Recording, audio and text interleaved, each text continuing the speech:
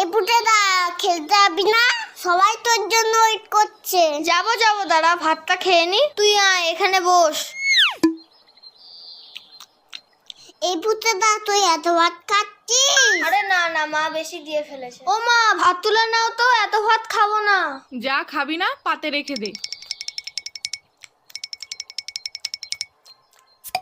হ্যাঁ রে বাবান, তোদের বাড়িতে আজকে কি রান্না হয়েছে রে? মাংস মাংস। তাহলে পুটে আজ দুপুরে মাংস ভাত খেতে যাব বাবানের বাড়িতে, কি বলিস? কেন তোমাদের বাড়ির রান্না হয়নি? হয়েছে তো, কিন্তু তোদের বাড়িতে তো মাংস হয়েছে, তাই যাব। পুটেদা এত ভাত খেয়ে নিল, তাহলে তো আমাদের সবার ভাত খেয়ে নেবে।